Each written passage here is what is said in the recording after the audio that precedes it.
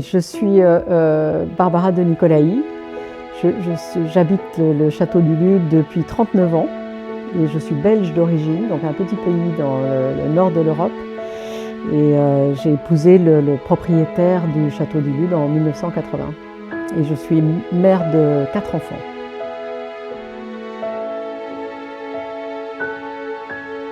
Alors la famille de Nicolaï, ses origines remontent à la Renaissance, presque au Moyen-Âge, au XIVe siècle, et c'est une famille d'origine italienne qui s'est établie en France lorsque le pape est venu s'établir à Avignon. Et donc la famille a fait souche en France et elle a été anoblie par le roi de France et elle a joué un grand rôle au niveau des comptes de l'État.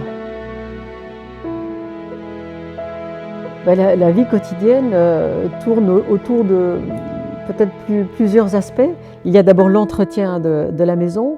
Donc au fond, moi je dirige une équipe qui s'occupe de l'entretien du château et des jardins.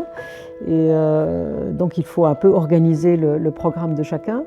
Je fais tous les jours le tour de la maison, au moins le rez-de-chaussée, toute la partie qui est visitée, qui est ouverte au public.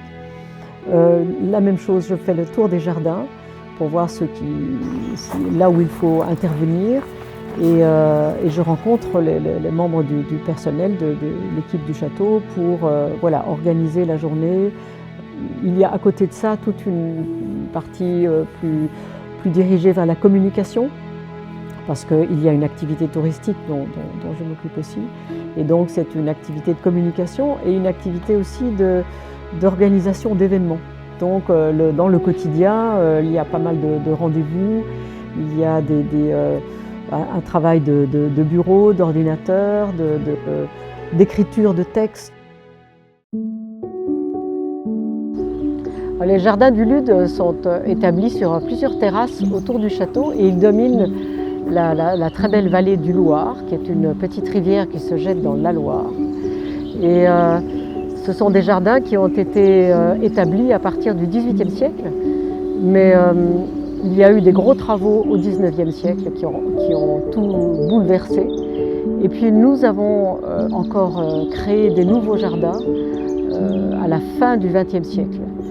Et c'est pour ça que nous y avons ajouté une roseraie dans laquelle nous avons planté une collection de roses chinoises, et puis également des labyrinthes et un jardin de taupières avec des bassins. Et à cela, on a finalement ajouté aussi une collection botanique grâce aux introductions d'un ami collectionneur. Et nous avons entre autres planté beaucoup d'essences rares et dont la plupart proviennent de Chine. Et certains arbres ne sont présents qu'en 2 ou 3 exemplaires en France.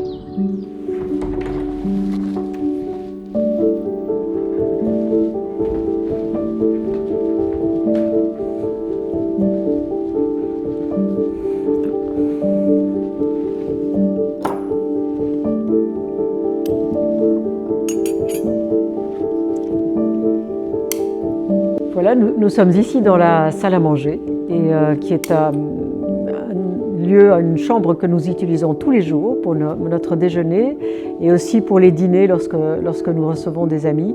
Là, je viens de mettre la table pour des invités que nous attendons tout à l'heure. Alors la table peut être étendue et recevoir jusqu'à 30 invités.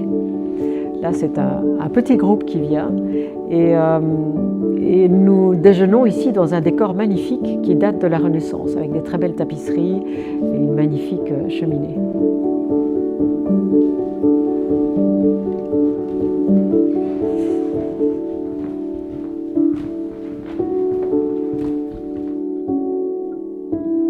Donc dans notre salon, il y a une tapisserie tout à fait remarquable du XVIIe siècle qui a été faite par les ateliers des Gobelins.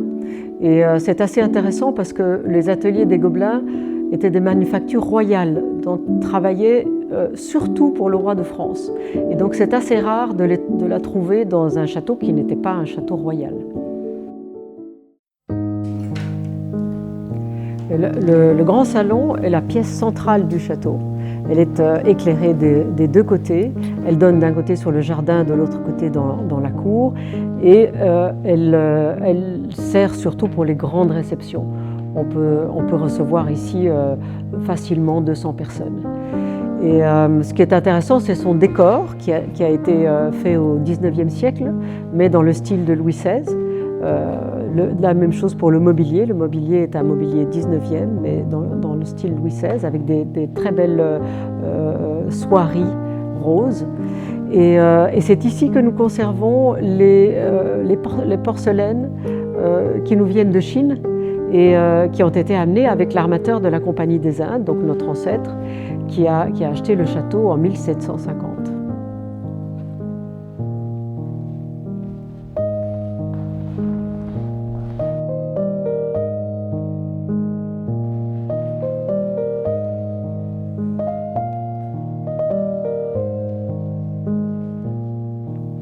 La salle des fêtes se trouve dans la partie la plus ancienne du château et elle servait pour faire des grandes réceptions et des bals. Et elle est dans un décor de la Renaissance, donc avec des murs et des plafonds peints et une cheminée monumentale. Et ce qui est intéressant, c'est qu'on va retrouver beaucoup de dorures dans cette pièce. Le doré était très utilisé à la Renaissance, mais aussi au XIXe siècle, pour donner de la lumière à des pièces qui étaient plutôt sombres. Et la décoration est extrêmement riche dans cette pièce.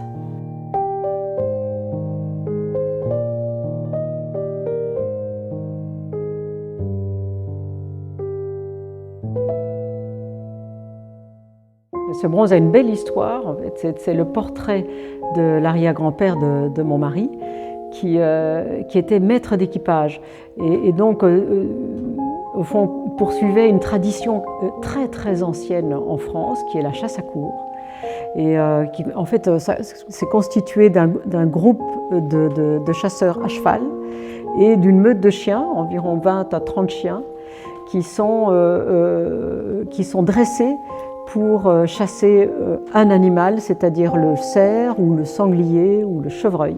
Et le grand-père, l'arrière-grand-père était maître d'équipage et ses amis lui ont offert un bronze pour le féliciter, le remercier après la prise du 1000e chevreuil par l'équipage.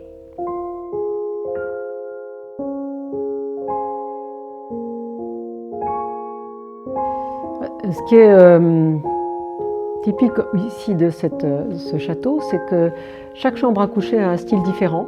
Et ici, nous nous trouvons dans la chambre Empire, qui a été décorée à l'époque de l'empereur Napoléon. Et elle a été constituée aussi avec son mobilier, qui est le mobilier d'origine du début du XIXe siècle, et entre autres un très beau lit à baldaquin. Dans cette chambre, nous conservons le portrait de l'épouse de l'armateur de la Compagnie des Indes, qui était une dame chinoise, probablement originaire de Canton. Et c'est l'unique témoignage que nous avons de cette femme. Et donc son mari était armateur, il a fait sa carrière à Canton, dans les comptoirs français. Et au bout de 10 ans, il est rentré en France. Il a acheté le domaine du Lude, il est venu s'établir ici avec sa femme chinoise.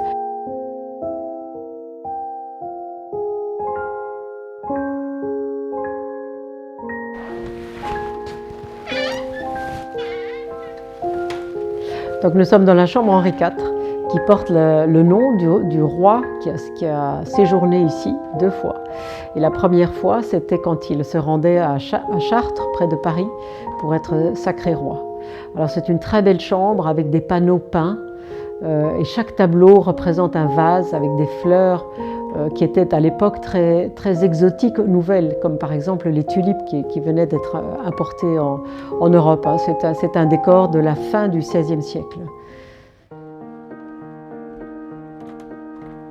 Alors, de vivre dans un château et en tant qu'aristocrate, je dirais qu'il y a peut-être 2 idées sous-jacentes, la transmission et la tradition. Et la tradition est